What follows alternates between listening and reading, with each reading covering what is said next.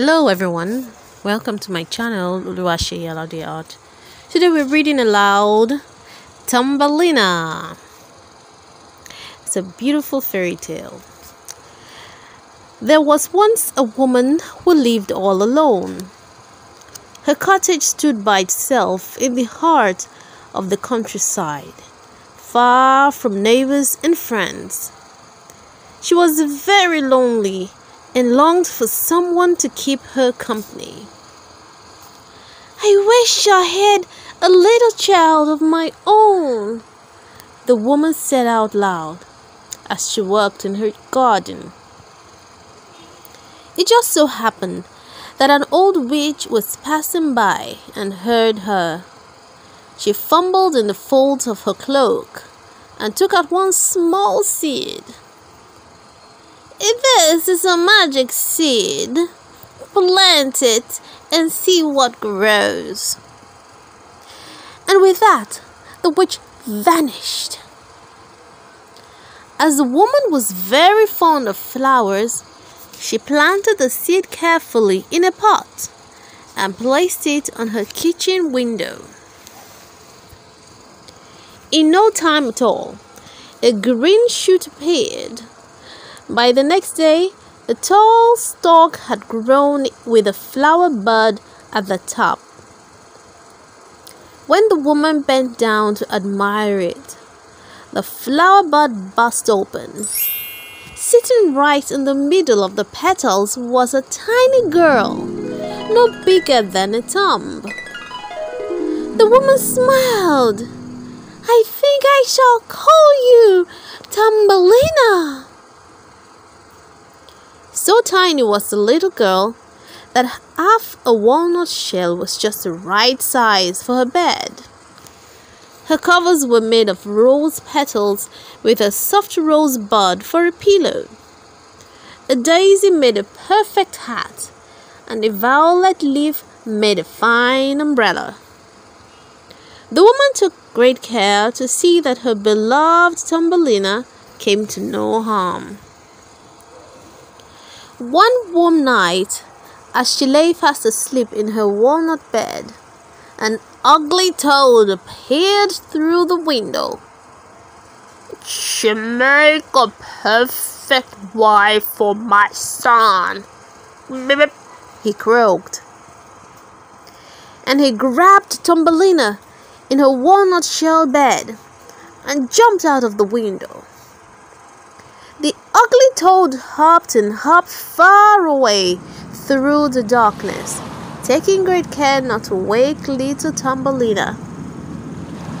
When he reached his home in the mud of the river bank, he showed Thumbelina to his son, who was twice as ugly as his father. The two toads swam with the walnut shell bed into the middle of the river and placed it on a lily pad. "Tomorrow you can get married," croaked the old toad to his son. First thing next morning, the toads returned. When Thumbelina peeped out of her bed and saw the ugly pair swimming towards her, she screamed with fright. All at once, the lily pad began to move.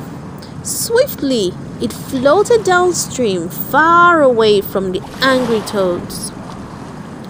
Thumbelina had the fish in the river to thank for her lucky escape. They had overheard the toads' dreadful plan and nibbled away at the lily pad to rescue her. Thumbelina, still on her lily pad, floated swiftly downstream. At last she came to rest at the water's edge in the long grass. Just at that moment, a big black beetle flew overhead.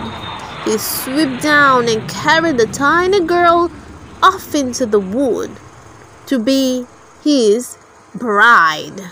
Oh no. How the other beetles laughed when they saw Thumbelina. "We are her wings?" the lady beetles cried. "And why has she got only 2 legs instead of 6? They scoffed. All this jeering made the big black beetle feel ashamed of Thumbelina, so he flew away, leaving her alone in the wood. Happily, the little girl soon found new friends all around her. Squirrels and rabbits came to her with their torn jackets and holey socks to mend. The birds and mice often asked her to babysit with their young ones. In return, they brought her food. The bees buzzed by with honey, and she found juicy berries and nuts everywhere. All too soon, autumn came. The days got shorter and the nights grew dark. Cold winds blew all the leaves from the trees, and Thumbelina shivered with cold in her thin clothes. Most of her woodland friends had crept into the warm holes for their long winter sleep. Poor Thumbelina was all alone. A few flakes of snow started to fall, just enough to cover the ground. But to tiny Thumbelina, it seemed like deep drifts. Very soon she lost her balance and fell with a bump against a grassy bank. "Who's that knocking on my door?" squeaked a friendly field mouse as he held his lantern high. There in its bright beam, he saw Thumbelina, shivering with cold and very hungry. "Come into my warm parlor and have some food, you poor creature," the field mouse said kindly. Thumbelina liked the field mouse so much and found his house so comfortable that she agreed to stay all winter. How quickly the winter months passed by.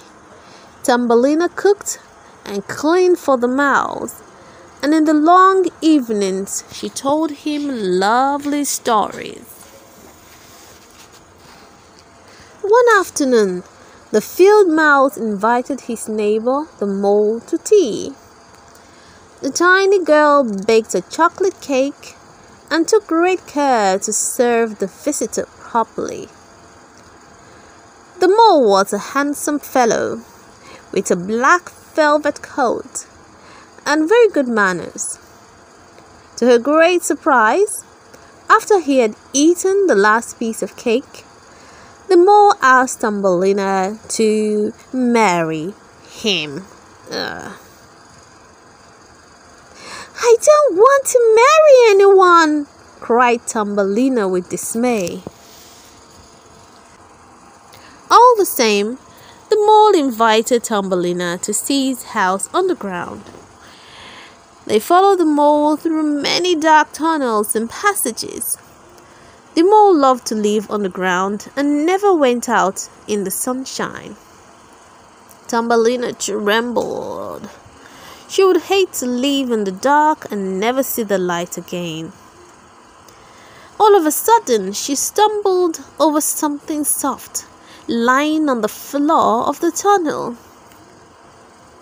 "It's only a swallow who's died from the cold," the mole shouted over his shoulder. But Thumbelina was sure she could feel the bird's heart beating. Later that night, when the field mouse was asleep, she fetched a blanket and some warm milk, which soon made the swallow feel better. She cared for him all winter long, and when spring came, he was ready to fly away. The swallow pleaded with Thumbelina to fly away with him. "If only I could," she sighed. But the field mouse has begged me to marry the mole tomorrow. He has been so good and kind to me that I must agree.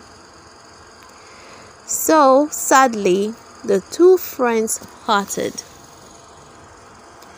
Feeling very unhappy, Thumbelina asked the swallow if she might go out in the sunshine for the last time before she married the mole. As she stepped outside, the swallow swept down from the sky. This was her last chance of freedom. Thumbelina jumped on the bird's back, and the swallow carried her home to her cottage. At long last, everyone was together again and happy once more. The end.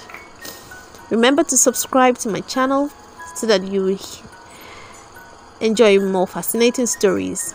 See you next time. Bye.